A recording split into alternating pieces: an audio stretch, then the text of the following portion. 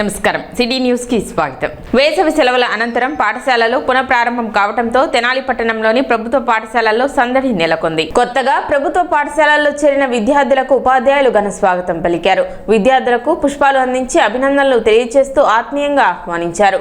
పాఠశాల ఆవరణలను అలంకరించి విద్యార్థుల ఉత్సాహాన్ని నింపేలా ప్రత్యేక కార్యక్రమాలు నిర్వహించారు. ఈ కార్యక్రమాలను ఎంఈఓ జయంతిబాబు పర్యవేక్షించారు. ప్రభుత్వ పాఠశాలల్లో నాణ్యమైన విద్య, మెరుగైన సౌకర్యాలు అందుబాటులో ఉన్నాయని ఆయన పేర్కొంటూ విద్యార్థులు విద్యాభ్యాసంలో రాణించాలని ఆకాంక్షించారు.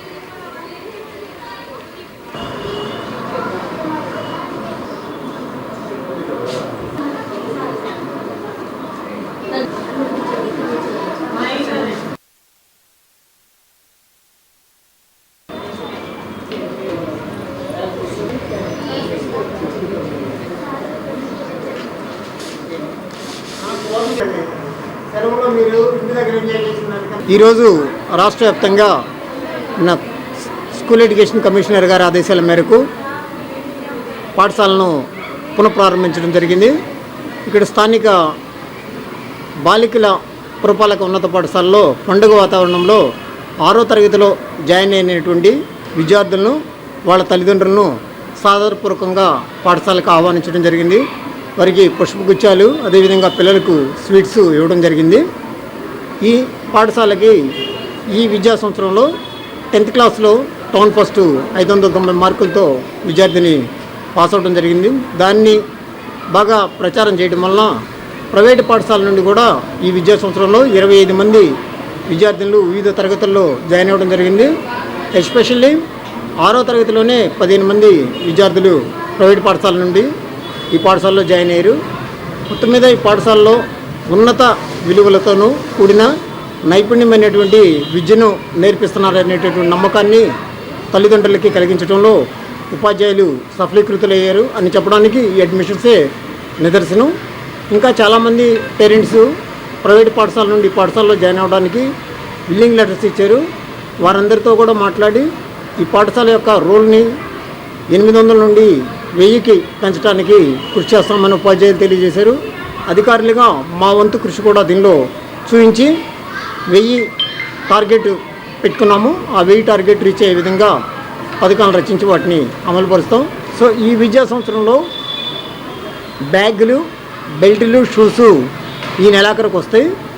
ఈ సర్వేపల్లి రాధాకృష్ణ విద్యార్థి మిత్రలో భాగంగా పాఠ్య పుస్తకాలు, యూనిఫామ్స్, నోట్బుక్స్ అంటే 6 నుండి 10 తరగతుల విద్యార్థులకు నోట్బుక్స్ ఇవ్వడం జరిగింది. మిగతా తరగతుల విద్యార్థులందరికీ కూడా సరిపోయినన్ని పాఠ్య పుస్తకాలు, యూనిఫామ్స్ ఇవ్వడం జరిగింది. ఈ తర్వాత ఈ నెలాఖరుకు వచ్చిన మిగతా కిట్స్లో మిగతా ఐటమ్స్ కూడా సరఫరా చేస్తాం. ఇవి ఆలస్యం అవడానికి కారణం మీ అందరికీ తెలిసిందే. యుద్ధం కారణంగా ఇవి ఆలస్యమైనవి. వేరే అన్ని కారణాలు ఏమీ లేవని తల్లిదండ్రులందరూ గ్రహించి మాతో సహకరించవలసిందిగా తెలియజేస్తాం.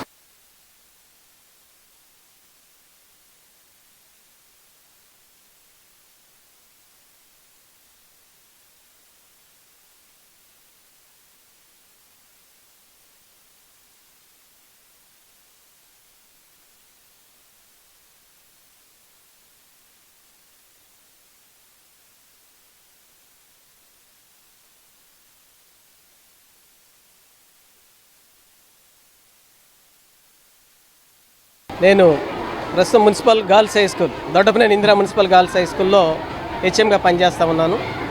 అయితే గవర్నమెంట్ ఇచ్చినటువంటి ఉత్తర్వుల ప్రకారం ఈరోజు పాఠశాలలో మనబడి మన పండుగ అనేటువంటి కార్యక్రమం అనేటువంటిది మొదటి రోజులో భాగంగా చేయడం జరుగుతూ ఉంది. దీంట్లో భాగంగా రంగవల్లులు, అలానే ఫ్లెక్సీలు, అలానే మనకి స్కూల్లో ఉన్నటువంటి ఎస్ఎంసీ కమిటీ సభ్యుల్ని, ఎస్ఎంసీ చైర్మన్ని వీళ్ళందరినీ కూడా ఆహ్వానించడం జరిగింది. ఇది ఒక పండగ వాతావరణంలాగా కల్చరల్ ప్రోగ్రామ్స్తో చేయడానికి పై అధికారులు ఇచ్చిన సూచనల మేరకు మేము ఇక్కడ నిర్వహిస్తూ ఉన్నాము. మా స్కూల్లో పోయిన సంవత్సరం 784 మంది విద్యార్థులు చదువుకుంటూ ఉన్నారు. అయితే గవర్నమెంట్ ఏం చేసిందంటే ఒక 10% అదనంగా మళ్ళీ మీరు చేర్చాలని చెప్పేసి చెప్పడం జరిగింది. మరి ప్రస్తుతానికి పోయిన సంవత్సరం 150 మంది విద్యార్థులు మా దగ్గర 10th క్లాస్లో చదవడం జరిగింది. అందులో డివిజన్లోనే మాది సెకండ్ ప్లేస్, హైయెస్ట్ మార్క్స్ అనేటువంటి సాధించడం జరిగింది. కలెక్టర్ గారి చేతుల మీదుగానే దాదాపుగా 580 మార్కులు పై చీలుకున్నటువంటి విద్యార్థుల్ని కలెక్టర్ గారు సన్మానించడం జరిగింది. అందులో జిల్లా వ్యాప్తంగా 46 మంది విద్యార్థులు ఉంటే మా స్కూల్ నుంచే 5 విద్యార్థులు సెలెక్ట్ కావడం అనేటువంటి మాకు ఎంతో గర్వకారణంగా ఫీల్ అవుతూ ఉన్నాము. అదే మా స్కూల్ నుంచి వచ్చినటువంటి షేక్ సాజిద్ అనేటువంటి అమ్మాయి కూడా 590తో జిల్లాలోనే సెకండ్ ప్లేస్తో సాధించడం అనేటువంటి జరిగింది. అది కాకుండా మా స్కూల్లో వొకేషనల్ జీవితానికి ఉపయోగపడేటువంటి, భావి జీవితానికి ఉపయోగపడేటువంటి వొకేషనల్ సంబంధించినటువంటి 3 ట్రేడ్స్ అనేటువంటివి ఇక్కడ పిల్లలకి ట్రైనింగ్ అనేటువంటి ఇవ్వడం జరుగుతుంది. ఆక్రమణలు తొలగించకపోతే తామే ప్రొక్లైన్ తీసుకువచ్చి ధ్వంసం చేస్తామని టూటౌన్ సీఏ రాముల్ నాయక్ వ్యాపారులను హెచ్చరించారు. పట్టణ రజ్క చెరువు సెంటర్ నుండి ఐతానగర్ వరకు వెళ్లే మార్గంలో రోడ్డు వెంబడి చిరు వ్యాపారులు కొంతమేర ఆక్రమించుకొని వ్యాపారాలను నిర్వహిస్తున్నారు. గతంలో ఆక్రమణలను తొలగించాలని సూచించారు. తిరిగి వ్యాపారాలు కొనసాగిస్తూ ఉండటంతో గురువారం రాత్రి సీఐ వ్యాపారులతో మాట్లాడారు. రోడ్డు ఆక్రమించి ఏర్పాటు చేసిన సైన్ బోర్డులు, ఇతర తాత్కాలిక దుకాణాలను తొలగించాలని ఆదేశించారు. లేని పక్షంలో ప్రొక్లైన్తో తామే తొలగిస్తామని చెప్పారు. ఆయన వెంట ఎస్ఐలు, సిబ్బంది ఉన్నారు.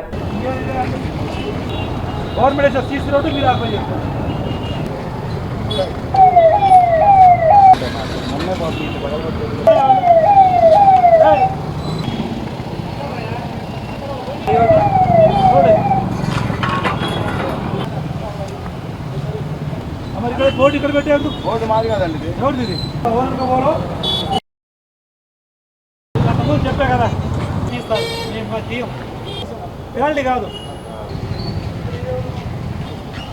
వాళ్ళు గంజాయి దాకా పిల్లగానే ఎక్కువ పరిగెత్తి మొత్తం కొట్టుకొని ఇదంతా ఇప్పుడు ఈ షాప్ ఇది రోడ్డు అట్టనే పెట్ట మొత్తం తీసుకుంటాం.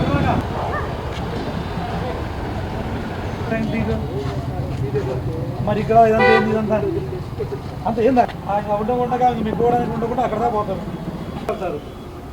రోడ్ మన టూటౌన్ పరిధిలో ఈ చాకలి చెరువు దగ్గర నుంచి లింగారావు సెంటర్ వరకు ఇది 1 వే, అంటే బోత్ సైడ్ రోడ్స్ ఉంటాయి. అయితే చాలామంది ఈ వ్యాపారస్తులు సుమారు 20 నుంచి 30 అడుగుల వరకు రోడ్ మీద కన్స్ట్రక్షన్ చేసుకున్నారు. ఇదంతా కన్స్ట్రక్షన్ అంటే పెద్ద కన్స్ట్రక్షన్ కాదులే కానీ జస్ట్ వ్యాపారం కోసం తోపుడు బండ్లు కానీ ఒక చిన్న చిన్న పాకాలు, అంటే చిన్న చిన్న షెల్టర్స్ వేసుకున్నారు. ఇవి కరెక్ట్ కాదు. మాకు ఏంటంటే ఇప్పుడు ఆల్రెడీ 1, 2, 3 సార్లు చెప్పాము. పదే చెప్పడం వల్ల వాళ్ళు ఏదన్నా గుర్తించి వాళ్ళు తీసుకుంటే బాగుంటుంది. అదర్వైజ్ మేము లెటర్ పెట్టి ఇదంతా ఎంకరేజ్మెంట్ చేయించడానికి సిద్ధం చేసుకుంటున్నాము. కాబట్టి దయచేసి మన చాకలి చెరువు దగ్గర నుంచి లింగారావు సెంటర్ వరకు 2 సైడ్లు 2 వైపులా ఈ పెట్టుకున్నటువంటి షాపులని వాళ్ళు ముందుకొచ్చి వాళ్ళే తీసుకుంటే బాగుంటుంది. ఎందుకంటే పబ్లిక్ ప్లేస్ ఆక్యుపై చేసుకోవడం క్రైము. అదికాక రోడ్డుకి అటు ఇటు కంజెస్టెడ్గా ఏదన్నా ప్రోగ్రామ్ ఉన్నా కానీ లేకపోతే ఏదన్నా పెద్ద వెహికల్స్ వచ్చినా రోడ్డుకి అడ్డం ఉంటున్నాయి. కాబట్టి మేము రిక్వెస్ట్ చేస్తున్నాము. ఇప్పటికీ నేను 4-5 సార్లు చెప్పాము. ఇక తర్వాత లెటర్ పెట్టి అది ఎంకరేజ్మెంట్ కూడా సిద్ధం చేసుకుంటాము. కాబట్టి దయచేసి ఎవరికి వాళ్ళుగా సోషల్ రెస్పాన్సిబిలిటీ బాధ్యతగా ఎవరు రోడ్డు మీద ఉండే ప్లేస్ని వాళ్ళు రిమూవ్ చేసుకుంటే బాగుంటుంది. తద్వారా మనం కూడా పబ్లిక్కి మంచి పేరు తీసుకోవాలని కోరుకుంటాము. ఎందుకంటే ఏ ప్లేస్ అయినా సరే డెవలప్ అవ్వాలంటే రోడ్స్ బాగుండాలి. కాబట్టి ఆ రోడ్ను కంజెస్ట్ చేయకూడదని కోరుకుంటున్నాం. అంతకుముందుగా ప్రకాశం రోడ్ అన్ని రోడ్లు మేము ఆల్రెడీగా చెప్తున్నాము. ఉండకుండగా ఈరోజు చాకలి చెరువు నుంచి లింగరావు సెంటర్, రేపు ప్రకాశం రోడ్ చెప్తాము, తర్వాత కూడా లక్ష్మీ థియేటర్ సెంటర్కి చెప్తాము. ప్రతి ఒక్క రోడ్డుకు మేము చెప్తా ఉన్నాము. 1-2 సార్లు చెప్పడం వల్ల మేము ఆథరైజ్డ్గా వాళ్ళకి చెప్తున్నాము.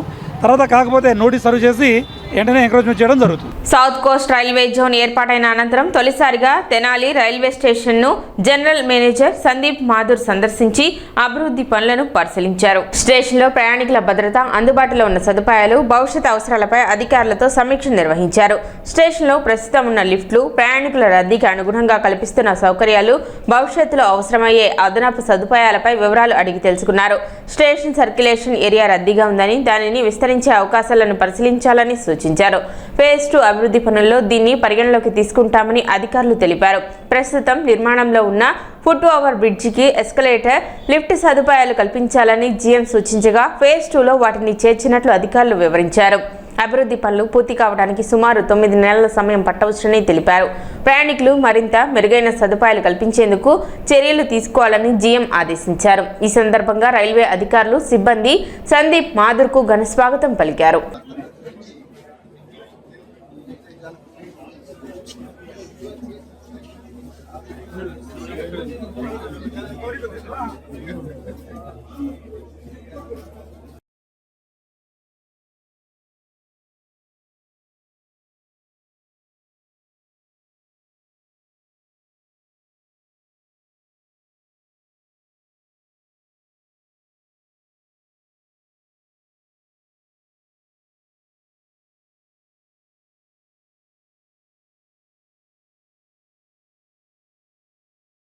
ఇవాళ సౌత్ కోస్ట్ రైల్వే జీఎం గారు తెనాలి ఇన్స్పెక్షన్ కోసం వచ్చారు. ఈ జోను మొన్న 1వ తారీఖు జూన్ నుంచి మొదలైంది.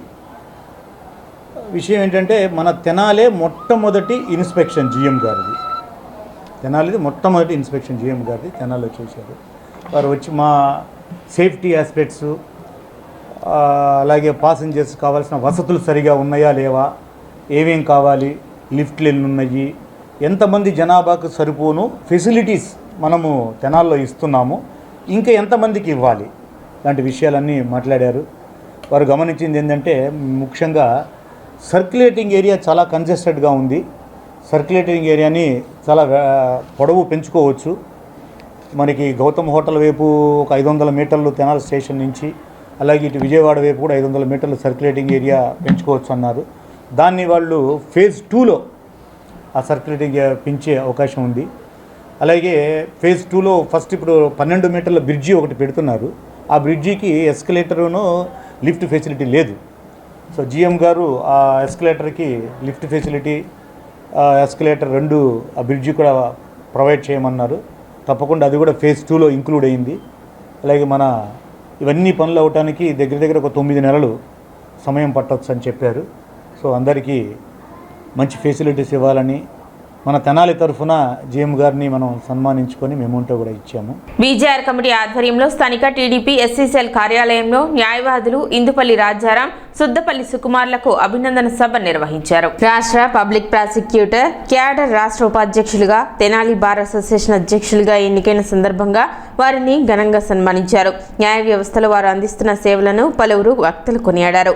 టీడీపీ ఎస్సీసీఎల్ అధ్యక్షులు అత్తోట శరత్ అధ్యక్షతన జరిగిన ఈ కార్యక్రమంలో బీజేఆర్ కమిటీ అధ్యక్షులు మేకల సురేష్, కార్యదర్శి నలుకుతి సద్గుణరావు, కోశాధికారి సిద్దిల కమలాకర్రావు, అత్తోట చంటి, నలుకుతి రమేష్, కట్టెవరపు దేవానంద్, రాజేష్ ఖన్నా, అమృతలూరు ఎంఈఓ కనపాల రమేష్, కొండమూది బోసుబాబు, వినయ్, పినపాటి సురేష్ తదితరులు పాల్గొన్నారు.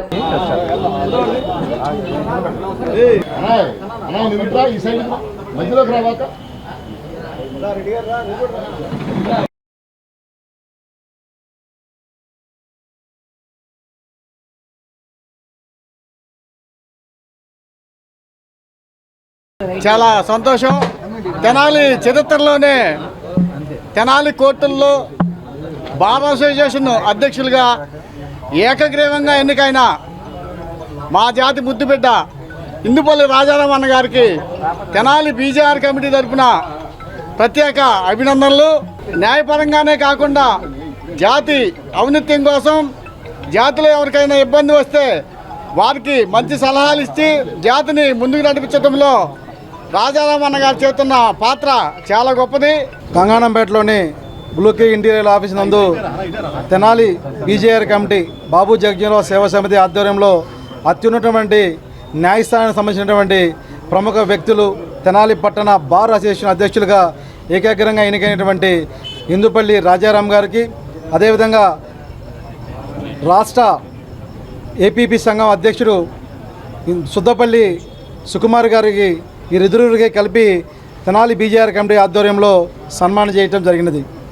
ఎందుకంటే ఈ శుభతరంలో వాళ్ళు కమ్యూనిటీగా కాకుండా అత్యధికమైనటువంటి న్యాయస్థానంలో ఉన్నటువంటి వ్యక్తుల్లో వీళ్ళు ఒకరుగా భావిస్తూ వీళ్ళు ఏ కార్యక్రమమైనా సరే, ఏ న్యాయ వ్యవస్థనైనా సరే, ఎవరైనా సరే అన్యాయం లేదని చెప్పి వస్తే మరి ముందుని నడిపించి వాళ్ళకి న్యాయస్థానానికి గౌరవం తెచ్చే విధంగా, ఆ పదవికి వన్నె తెచ్చే విధంగా పనిచేయాలని చెప్పి సందర్భంగా వారిని కోరుతూ, ముఖ్యంగా న్యాయ వ్యవస్థలో అణగారిన వర్గాలకు మరి న్యాయం సమకూర్చే దాంట్లో గత 30 సంవత్సరాల నుంచి నేను, సుకుమార్ గారు కూడా ఈ న్యాయ వ్యవస్థలో పనిచేస్తూ ఇర్రెస్పెక్టివ్ ఆఫ్ క్యాస్ట్, కులం లేదు ఇక్కడ.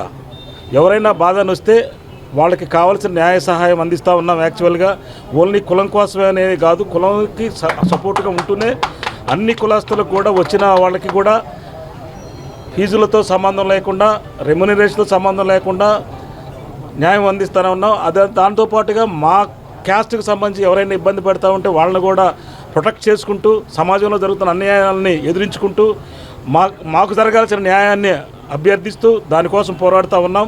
ప్రత్యేకంగా విద్య, ఉద్యోగ, సామాజిక, ఆర్థికంగా ఏ విధమైన కార్యక్రమం జరిగినప్పటికీ మేమున్నాము అని చెప్పి బీజేఆర్ యూత్ వారు ప్రత్యేకంగా అనేక కార్యక్రమాలు చేయటం చూసాము. చరిత్రలో ఏ సంఘం కూడా చేయనటువంటి ఉన్నతమైన కార్యక్రమాలు అది క్రీడల్లోనా కానీ, విద్యలో కానీ, ఉద్యోగాల్లో కానీ అనేక కార్యక్రమాలు చేసి సామాజిక చైతన్యం కోసం పోరాడుతున్న సంస్థగా మనం బీజేఆర్ యూత్ను చూస్తున్నాం. అయితే బీజేఆర్ యూత్ వారు ఈరోజు ప్రత్యేకంగా మరి నన్ను రాజారాం గారిని ఇక్కడ పిలిచి మరి ఈ సంఘం తరఫున మమ్మల్ని ఇక్కడ సన్మానించాలని చేయటం మాకు చాలా సంతోషకరం.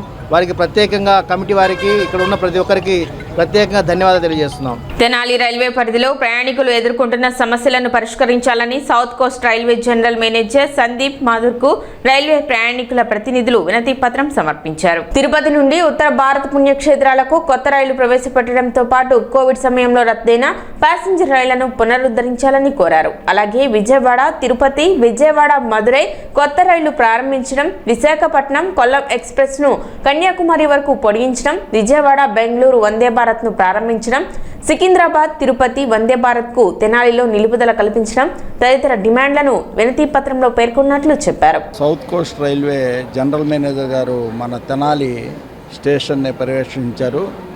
ఆయన వచ్చిన సందర్భంగా మనకి కొన్ని ప్రాబ్లమ్స్ ఉన్నాయి స్టేషన్లో, ప్లస్ మనకి ట్రైన్ గురించి కానీ ఇది కానీ చాలా ప్రాబ్లమ్స్ ఉన్నాయి. మన ప్యాసింజర్లు చాలా ఇబ్బంది పడుతున్నారు. అందువల్ల ఆయన మెమరాండం ఒకటి ఇచ్చాము. మనకి హైదరాబాద్ నుంచి, సికింద్రాబాద్ నుంచి తిరుపతి వెళ్ళే వందే భారత్ మనకి స్టాప్ లేదు. అది రిక్వెస్ట్గా 1 minute ఆపమని చెప్పి కోరాము. నెక్స్ట్ 2 మన రైల్వే స్టేషను మన వైకుంఠపురం దగ్గర రేపల్లాకి వెళ్ళే ట్రైను బ్రిడ్జి బాగా డౌన్లో ఉంది. దానివల్ల చాలామంది ఇబ్బంది పడుతున్నారు. వెహికల్స్ వాళ్ళు కానీ హెవీ వెహికల్ వచ్చినప్పుడు కానీ ప్రజలు కానీ చాలా ఇబ్బంది పడుతున్నారు. చాలామంది చనిపోతున్నారు కూడా. ఒకసారి ఇచ్చాము, ఎవరు పట్టించుకోలేదు. ఇప్పుడు జీఎం గారి దాని దృష్టికి కూడా తీసుకెళ్ళాము. ఆయన చూసి స్పందించి మేము ఇచ్చిన దాన్ని చూస్తూ ఉన్నారు. ప్లస్ నైటు మనకి ట్రైన్స్ మనకి విజయవాడ నుంచి గూడూరు వెళ్ళే ట్రైన్స్ 9 తర్వాత ఏమీ లేవు. దానివల్ల కూడా చాలా ప్రజలు ఇబ్బంది పడుతున్నారు. దాన్ని రిక్వెస్ట్ చేశాము. దానికి ఆయన సానుకూలంగా స్పందించి నేను చూస్తానని చెప్పారు. ఈరోజు మేము south coastal zone general manager గారికి తెనాలి ప్యాసింజర్స్ అసోసియేషన్ తరఫున ఒక మెమరాండం ఇవ్వటం జరిగింది.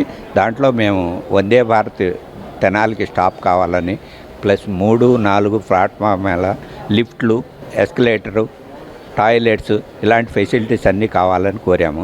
ఆయన సానుకూలంగా స్పందించారు. తప్పకుండా చేస్తామన్నారు. సిటీ న్యూస్ ఇంతటితో సమాప్తం. నమస్కారం.